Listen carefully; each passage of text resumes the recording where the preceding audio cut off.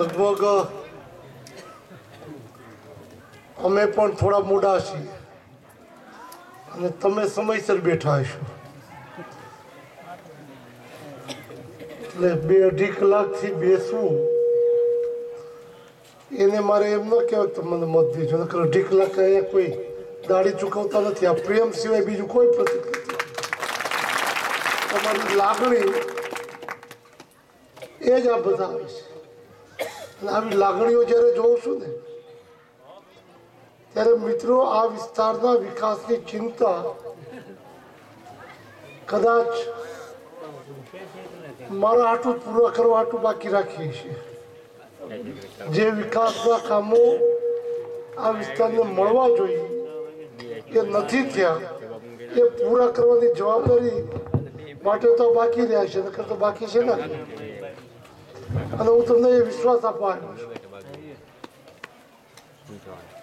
પીવાના પાણીનો પ્રશ્ન હોય, રસ્તાના પ્રશ્નો હોય કે અન્ય વિસ્તારમાં મળતી સુવિધાઓ આપણા વિસ્તારમાં ન મળી હોય, એ સુવિધા પૂરી પાડવા માટેની લોકપ્રતિનિધિની જવાબદારી હોય છે. વિપક્ષમાં છું એટલે ન કરી શકે એવું તો બાનું આ વિસ્તારમાં આપી શકાય એમ નથી.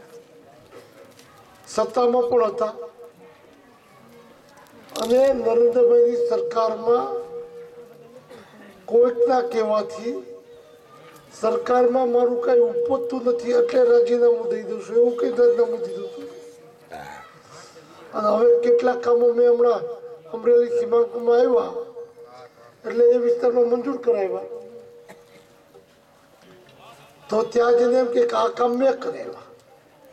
મંત્રીમંડળમાં મંત્રી હતા તેથી હાલતું નહોતું અને આજ કે મેં કરેલા.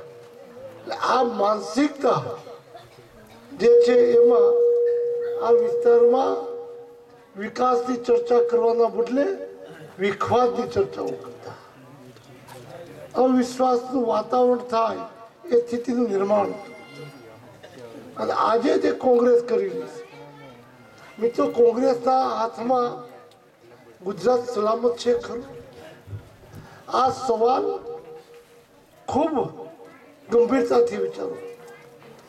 કોંગ્રેસના આગેવાનો, જવાબદાર આગેવાનો એમ કે કોંગ્રેસે એના પક્ષના આગેવાનોએ લાખો કરોડો રૂપિયામાં એની ટિકિટ વેચી છે. જે ટિકિટ વેચાતી લઈને આ વિધાનસભામાં કે સરકારમાં આવે, આ ગુજરાતે વેચી નાખી. એના હાથમાં ગુજરાત સલામત. જે કોંગ્રેસનું કાર્યાલય સલામત રાખવા માટે સીસી કેમેરા મૂકવામાં આવે, વીમો લેવામાં આવે અને તોય પોતાનું કાર્યાલય સલામત ન રાખી શકે, એના જ કાર્યકર્તાઓ હુમલો કરે અને એના કારણે પોતાનું કાર્યાલય બંધ કરી દેવું પડે, તાળું મારીને ભાગી જવું પડે. પોતાના સત્તાનું કેન્દ્ર પોતાના કાર્યકર્તાઓથી બચાવી ન શકે ત્યારે પાકિસ્તાનથી આતંકવાદીઓ સુસજ્જ થઈને ગુજરાત પર હુમલા કરે ત્યારે આ લોકો આ ગુજરાતને બચાવી શકે? જેમણે પોતાનો કાયદો અટલજીએ કર્યો હતો એ કષ્ટ કોઈ હોય તો એ માગણીઓ કરે. સેલ ટેક્સમાં કે કોઈ ટેક્સમાં વધારો થયો હોય તો સ્વાભાવિક છે વેપારીઓ માગણી કરે કે આ તમે દૂર કરો. વિદ્યાર્થીઓને કોઈ નડતર પ્રશ્ન હોય તો વિદ્યાર્થીઓ આંદોલન કરે તમે આ દૂર કરો. ખેડૂતોને કોઈ મુશ્કેલી ઊભી હોય તો ખેડૂતો કે આ માગણી કરે સરકાર પાસે તમે અમને આ દૂર કરો તો આ વ્યવસ્થા આપો. આતંકવાદી સામે કાયદો કર્યો હતો, આતંકવાદી સામે કડકમાં કડક પગલાં લેવાય એનો કાયદો જે કરવામાં આવ્યો હતો એની માગણીઓ કોને કરી? કોઈએ કરી નહીં. છતાં કોંગ્રેસના શાસને એ આતંકવાદીનો કાયદો દૂર કર્યો. કોના લાભાર્થે? આ દેશમાંથી કોઈ આતંકવાદીઓ થવાના હતા? આતંકવાદીઓ વિદેશમાંથી સુસજ્જ થઈને હથિયારો લઈને એવા આવે જે મિલિટરી પાસે હોય એની સામે પગલાં લેવાનો કાયદો હતો. દેશના સામાન્ય લોકોમાં તેવા હથિયારે જોયા ન હોય, લેવાની તો વાત ક્યાં. તો પણ આતંકવાદી સામેનો ધારો જે હતો એ કોંગ્રેસે દૂર કરીને આતંકવાદીઓ તરફની એની કોની લાગણી દેખાડી, એ આ ગુજરાતે સલામત આપી શકશે? મિત્રો, તમે સૌ જાણો છો કે ગુજરાતમાં જ્યારે જ્યારે આતંકવાદીઓ હુમલા કર્યા ત્યારે ગાંધીનગરમાં અક્ષર મંદિર ઉપર હોય, અમદાવાદની સિવિલ હોસ્પિટલ હોય, સુરતના અનેક પુલો રસ્તાઓ પરના હોય. આ આતંકવાદીઓને કદાચ જીવતા પ્રવેશી શક્યા છે, જીવતા ગુજરાત બહાર નીકળવા નથી દીધા આ સરકારે. અને અમદાવાદના આતંકવાદીઓ નીકળી ગયા તો આઝમગઢમાં દિલ્હીની સરકાર પહોંચી ન શકે ત્યાં ગુજરાતની પોલીસ જઈને આતંકવાદીઓને માખણમાંથી વાળ ખેંચી એમ લઈ આવીને અમદાવાદની કોર્ટમાં રજૂ કરી. આ તાકાત આ નરેન્દ્ર મોદીની સરકારની છે. અને આ સરકાર માત્ર ગુજરાતના રક્ષણ માટેની પ્રવૃત્તિ કરે એવું નથી. એમને ગુજરાતના વિકાસ માટે સૌથી પહેલા શું કરવું જોઈએ વિચાર કરે. ગુજરાતનો વિકાસ કેવી રીતે થઈ શકે, વિકાસ દર કેવી રીતે વધારી શકાય. મિત્રો, વિકાસ માટે એમણે જોયું ગમે એવડા ઉદ્યોગો હોય તો પણ એની આવક આપવાની રાજ્યના વિકાસમાં મર્યાદા છે, રોજગારી આપવાની એની મર્યાદા છે. કારણ કે ગમે એવડું કારખાનું થાય નોકરિયાત મર્યાદા આપે, અને કારખાનું ગમે એ પ્રકારનું થાય એનું ઉત્પાદન કશું જ નથી કરી શકતા, એ પરિવર્તન કરી શકે. લોખંડનું કારખાનું હોય, મોટા મોટા સળિયાઓ કે ડબ્બાઓ ઉત્પન્ન કરતું હોય, 1000 ટન લોખંડ નાખો એની અમે પાકો મળે તો નહીં નીકળે. કાચો માલ બળવામાં કંદવાડમાં થઈને ઓછો નીકળશે. પ્લાસ્ટિકમાં પણ એવું થશે, કાપડમાં પણ એવું થશે. જ્યારે કૃષિ ઉદ્યોગ એવો છે, કૃષિ ક્ષેત્ર એવું છે કે એમાં એક દાણો નાખો તો એકમાંથી અનેક થાય, એ ઉત્પાદન થયું. ઓમાં ઘટાડો થાય, આમાં વધારો થાય. રોજગારી વધુમાં વધુ કૃષિમાં આપી શકાય. અને એટલા માટે એમણે પહેલી મુખ્યમંત્રી બન્યા પછી જાહેરાત કરી કે મારે મારા ગુજરાતના ખેડૂતોની આવક બમણી કરવી છે. મિત્રો, જ્યારે સંભાળ્યું ત્યારે 14,000 કરોડ રૂપિયા આવક હતી. 40 વર્ષ ગુજરાતને થયા હતા. ગુજરાતની આયુષ્ય 40 વર્ષની હતી ત્યારે ગુજરાતના ખેડૂતોની કુલ આવક 14,000 કરોડ. મિત્રો, 10 વર્ષ શાસન કર્યા પછી ગયા વર્ષે 96,000 કરોડે પહોંચ્યા. આ તફાવત જે એમની દ્રષ્ટિ હતી એ રાતોરાત 96,000 કરોડ નથી. એમણે નિર્ણયો લીધા. આજે ચેક ડેમથી માંડીને તળાવ ઊંડા ઉતારવાથી માંડીને જે કાર્યક્રમો એક સાઈડના થયા તો ભૂતળ ઊંચાઈ આખા દેશનો હમણાં સર્વે આવ્યો. દેશના તમામ રાજ્યોમાં ભૂતળ નીચે જાય, ગુજરાતમાં એક ઊંચે આવ્યા. કોટન, બીટી કોટન જ્યારે માન્યતા લેવાનો સવાલ આવ્યો, વિદેશી કંપનીઓના અનેક દબાણોની વચ્ચે પણ પુરુષોત્તમભાઈ રૂપાલા ત્યારે કૃષિ મંત્રી હતા. નરેન્દ્રભાઈના રાજમાં આ વિદેશી દબાણોથી વશ થયા વિના બીટી કોટનને માન્યતા આપવી પડે એ સ્થિતિનું નિર્માણ આપણા એ વખતના કૃષિ મંત્રીના આપણા જિલ્લાના પુરુષોત્તમભાઈ રૂપાલાએ કામ કર્યું, નરેન્દ્રભાઈના નેતૃત્વમાં. અને એના કારણે ત્યારે 20,000 ગાંસડી કપાસ થતો હતો. આજે 1,23,00,000 ગાંસડી ઉત્પન્ન થાય, અનેક ક્ષેત્રોમાં થાય. પણ કોંગ્રેસના સમયમાં લેવામાં આવે.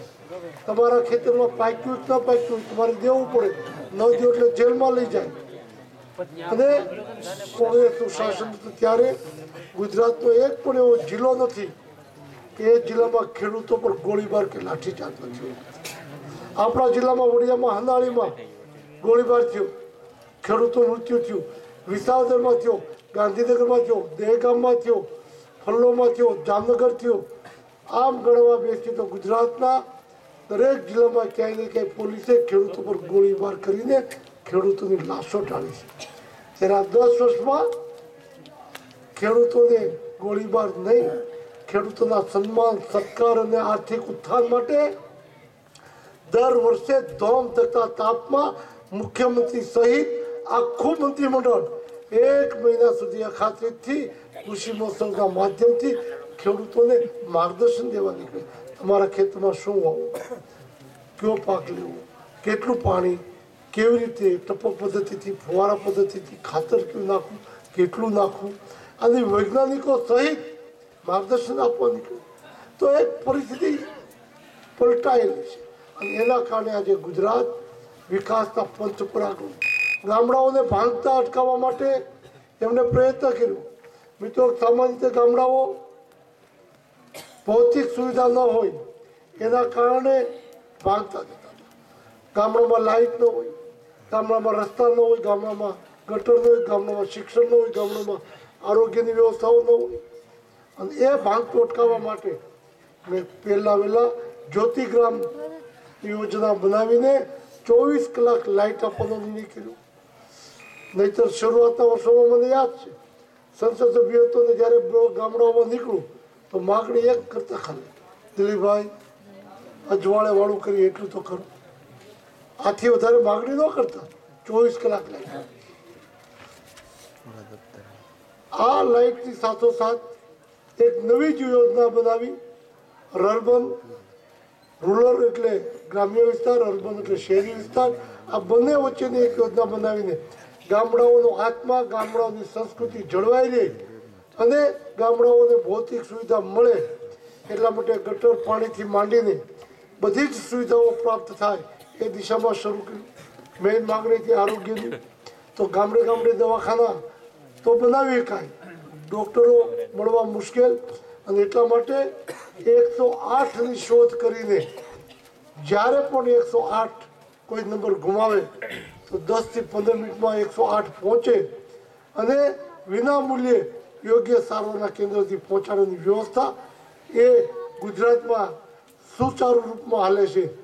આવી અનેક યોજનાઓ સાથે કામ જ્યારે થઈ રહ્યું છે ત્યારે મિત્રો, ગુજરાતના વિકાસની વણથંભી યાત્રા સતત ચાલુ છે.